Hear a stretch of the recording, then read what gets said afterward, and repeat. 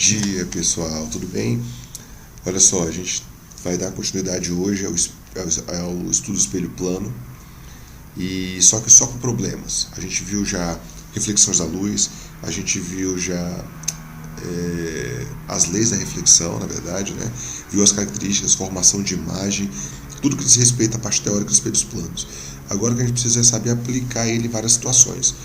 Então, nessa aula de hoje, é uma aula mais curta, é uma aula menos teórica e mais de exemplos de aplicações, que é o que vocês vão encontrar em tarefas por aí, tá? Então, vamos direto aos exercícios. Vamos lá, olha só, galera. São 3 tipos de problemas que eu queria mostrar para vocês. O primeiro tipo de problema tem a ver com deslocamento do espelho. Quando o espelho se movimenta, consequentemente a imagem também se movimenta. Se a imagem se movimenta, ela vai ter uma certa velocidade também. Então a gente vai ter que avaliar essa velocidade da imagem, tá? E outro tipo de situação é quando o espelho gira. Quando o espelho gira, o raio que reflete nele, ele vai sofrer um desvio também. Qual é esse desvio? Segunda situação. Terceira situação é quando você acopla mais de um espelho, você consegue formar mais de uma imagem. Quantas imagens você consegue formar? São situações que aparecem de maneira constante e é muito comum, tá bom? Então vamos lá. Primeiro, quando você tem um espelho em movimento, a situação é chamada de translação do espelho plano. A questão 8, lá do SME 2, livro de exercício, tá? Livro teórico, fala o seguinte: o espelho plano, perpendicular ao solo, desloca-se a 2 metros por segundo em relação ao chão, referencial parado, tá? Cuidado que o referencial às vezes pode ser o observador, pode ser a imagem, pode ser o chão, pode ser o espelho, enfim. Afastando-se de uma árvore, determine com que velocidade a imagem da árvore se desloca em relação ao espelho. Tá vendo que ele tem que falar qual é o referencial? Bom, sendo assim, vamos imaginar aqui.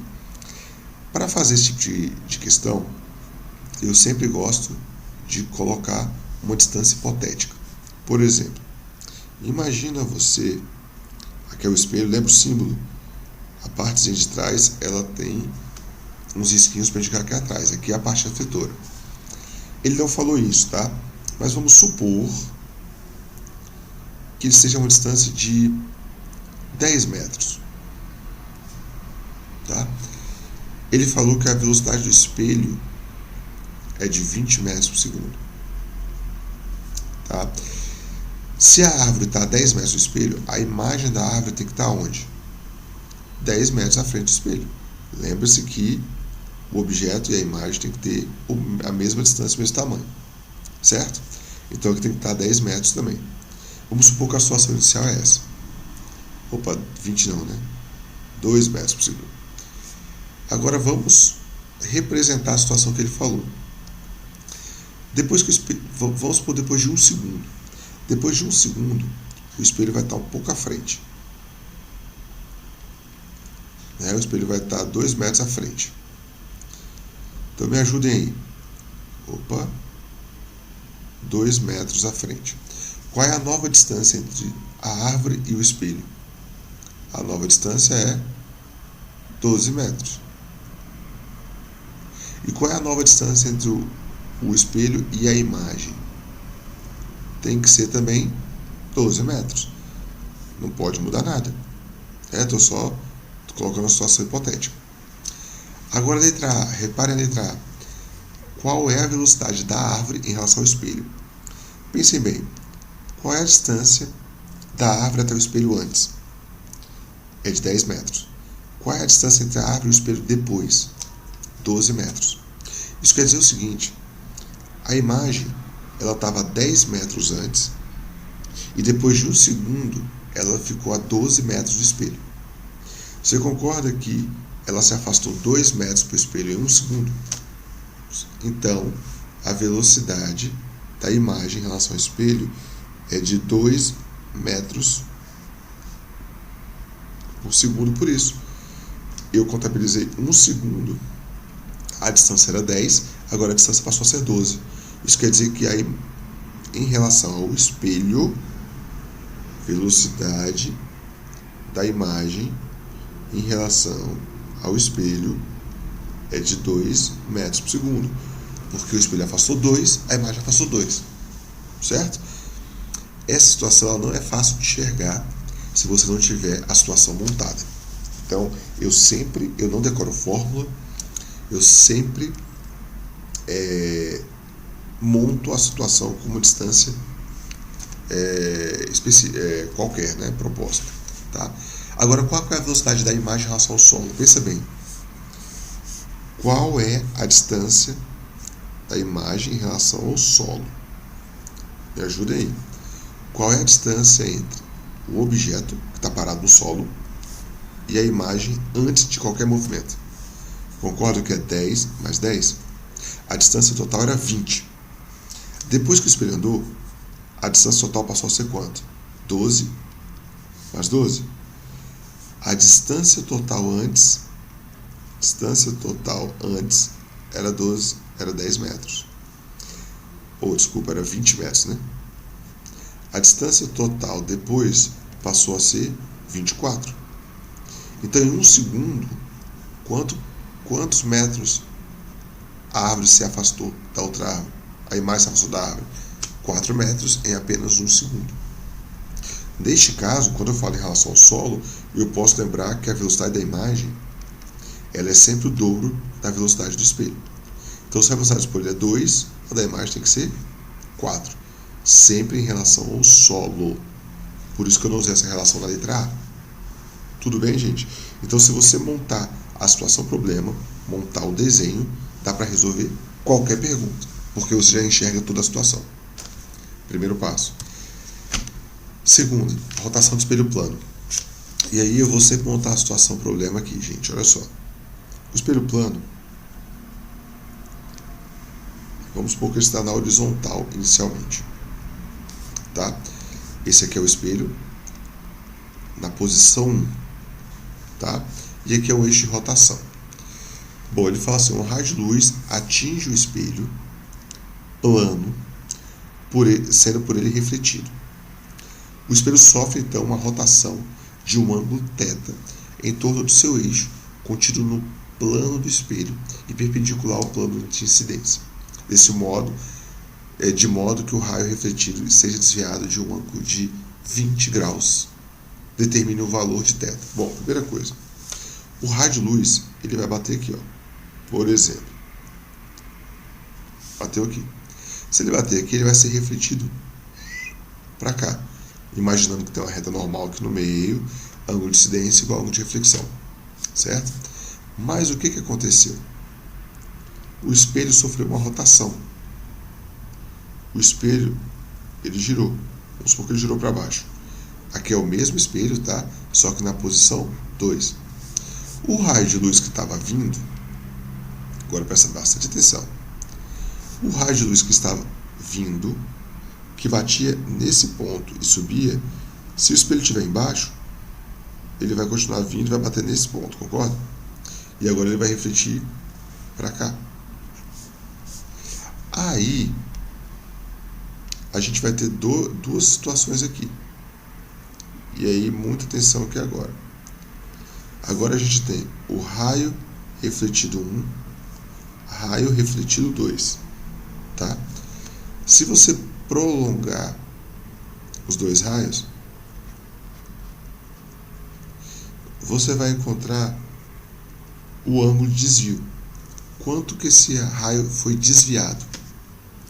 Então você pode pensar até uma situação semelhante. Sabe quando você está na sua sala de aula, lá no Mackenzie, e olha para a janela às vezes serve como espelho, você se vê? Muitas vezes você olha para a janela e consegue se ver pela janela, como se fosse um espelho plano. Se você abrir a janela do Mackenzie, na sala de aula, ela vai ficar inclinada. E muitas vezes você olha para a janela e você vê o reflexo do chão, ou do que está embaixo, do ar-condicionado. Por quê? Porque mesmo a janela ficando apenas inclinada na diagonal, o raio de luz ele vai sofrer um desvio maior. Tá? Então o desvio que ele sofre é mais ou menos igual a esse. Só que aqui eu coloquei o espelho na horizontal, lá o espelho está na vertical.